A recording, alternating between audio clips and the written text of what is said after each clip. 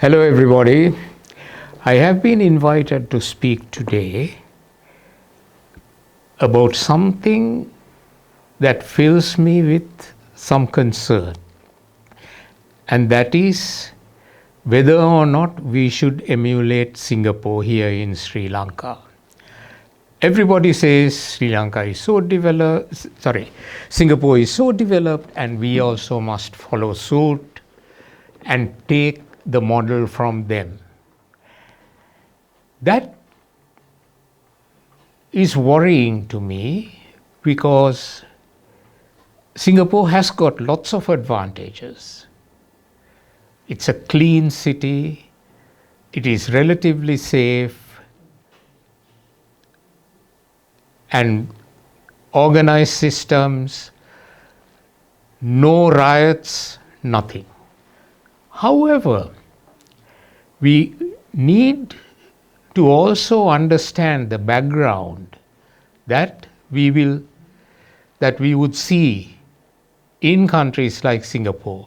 First, some demography.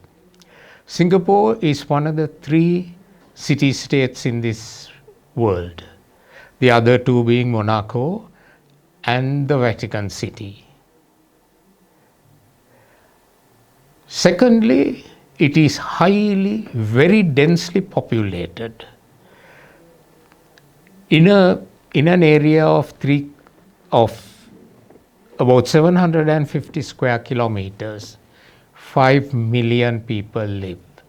To put that into perspective, if we compare the same population density as Singapore and apply it to Sri Lanka, then we will have 500 million of a population in Sri Lanka, behind only China and India.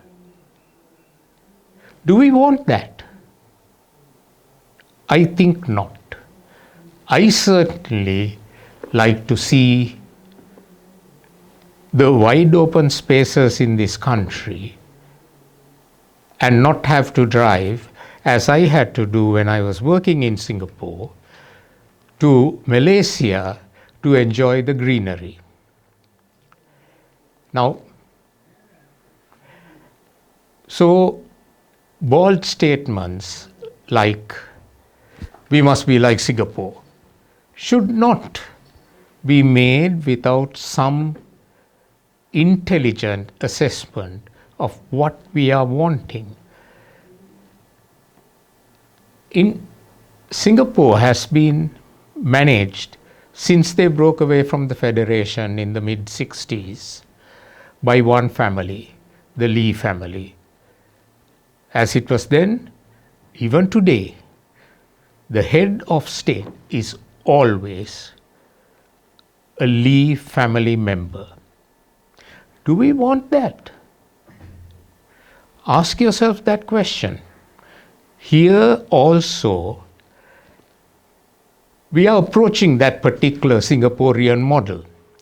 There's a book written by a lady called Janice Jiggins, and this was in the early 80s that it was published. It's titled Caste and Religion in the Politics of the Sinhalese, 1948 to 1977. And in that she demonstrates that this country has been up until then governed by 2 major families. Relatives, yes, but 2 major families. So we are approaching Singapore in at least one aspect.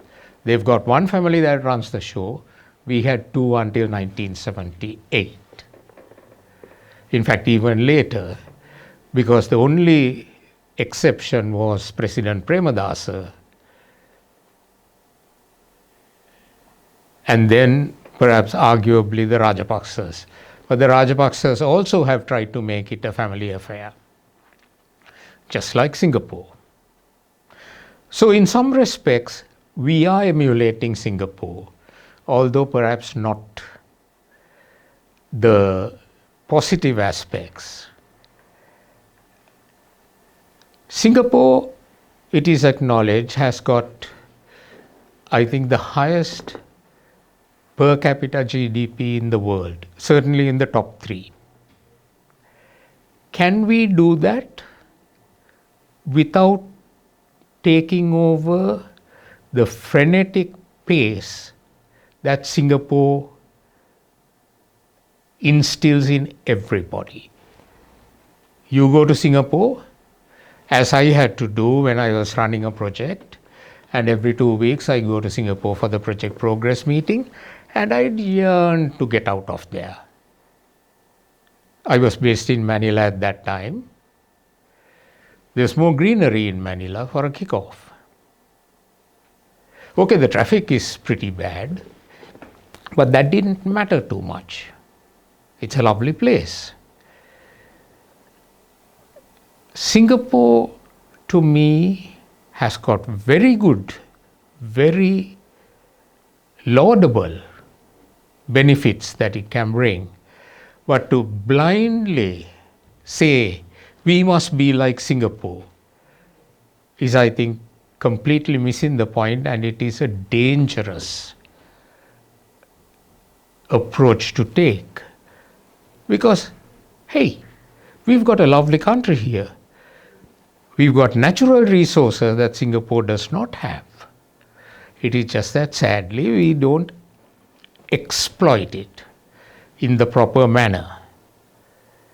But so to instill some things from Singapore, like the fact that they don't tolerate unintelligent criticism and opposition, would be very good. However, having listened to a number of people who I think should know better about how we should emulate Singapore, I'm even more convinced that we should do our own thing. We have an exceptionally able population. We have a lot of natural resources. It is just that both the talents of the people as well as the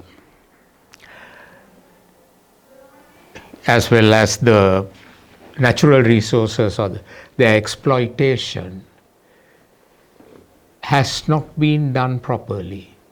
So refocus, use Malaysia as a model rather than Singapore, because Malaysia has got a lot more in common than we have with Singapore. Even the languages, yes, we get criticized because we have 2 languages that we use interchangeably. Singapore, it is Chinese, or it's Mandarin Chinese that is the national language, but they've got to use English for everything. Because even among some of my Chinese colleagues, the only language they had in common was English. One spoke Hakka, the other spoke something else. And the common denominator was English. We've got to get away from those things. So I ask, please, when we say we should be like Singapore, of course we should. Some aspects. Other aspects, we should distance ourselves as far as possible. And once again, I come back, we need to have our own development model. Take what is best from anywhere. Like in a previous discussion, Bhutan is one of the happiest nations in the world. Now maybe we should be looking at Bhutan for our development model, not Singapore. What use are cars and all the benefits, the modern so-called benefits if at the end of the day people are not happy. And that's something that struck me about Singapore. Very few people smile. Whereas when I was in the Philippines, in Manila, lots of people smiled. And there is a very powerful lesson there. Thank you.